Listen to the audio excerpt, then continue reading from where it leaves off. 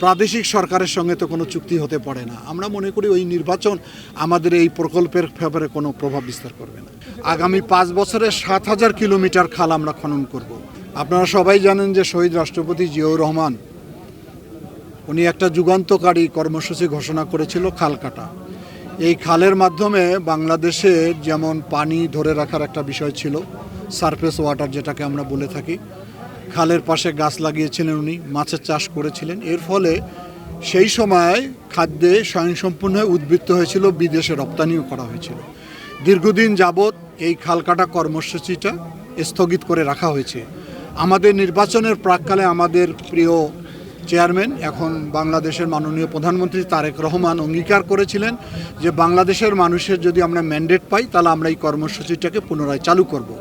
সেই কর্মসূচি ইতিমধ্যে চালু হয়েছে। আপনারা জানেন আমাদের মন্ত্রণালয় থেকে আগামী 5 বছরে 7,000 কিলোমিটার খাল আমরা খনন করব।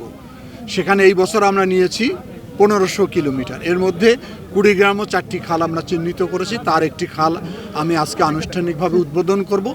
এই খাল কাটার মধ্য দিয়ে কৃষকরা যেমন শুকনো মৌসুমে পানি পাবে কৃষিকাজ করার জন্য, এবং এই খালের মধ্যে আমরা মাছ চাষ করব, খালের দুই ধারে আমরা গাছ রোপণ করব। এর ফলে আমার মনে হয় যে কৃষকরা যেমন সহজভাবে পানির সুযোগটা এখানে পাবে, কৃষি উৎপাদনে মারাত্মক একটা সহযোগিতা তৈরি হবে।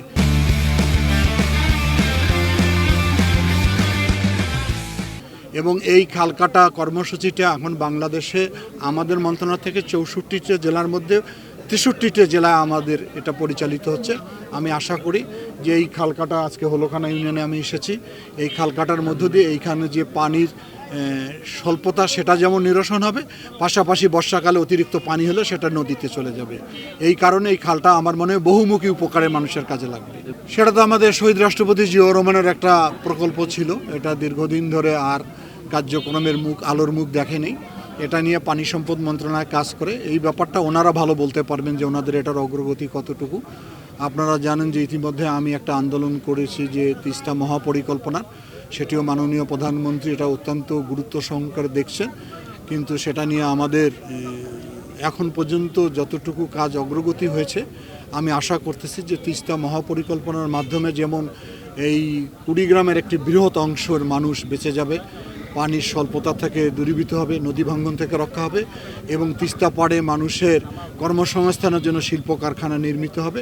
অনুরূপভাবে ধল্লার দ্বারাও কুড়িগ্রাম জেলা ক্ষতিগ্রস্ত হচ্ছে।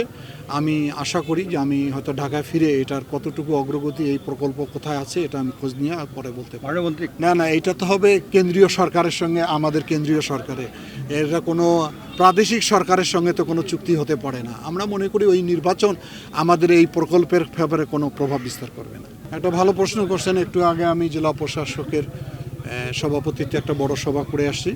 আমাদের মন্ত্রণালয় থেকে আমরা বলছি অ্যাসেসমেন্ট করে ফেলেন, বিশেষ করে উত্তর অঞ্চল এবং হাওড় অঞ্চলে বজ্রপাতে গত 2-3 বছরে ব্যাপক প্রাণহানি ঘটছে। আমরা সেখানে আশ্রয় কেন্দ্র করে দিব এবং বজ্র নিরোধক আমরা দণ্ড সেখানে দিব যাতে মানুষের প্রাণহানি না ঘটে। ইতিমধ্যে আপনারা জানেন যে আমাদের মন্ত্রণালয় থেকে বন্যা আশ্রয় কেন্দ্র যেমন রয়েছে, সাইক্লোন শেল্টার যেমন রয়েছে, একই আঙ্গিকে আমরা এখানে বজ্র আশ্রয় কেন্দ্র আমরা নির্মাণ করব।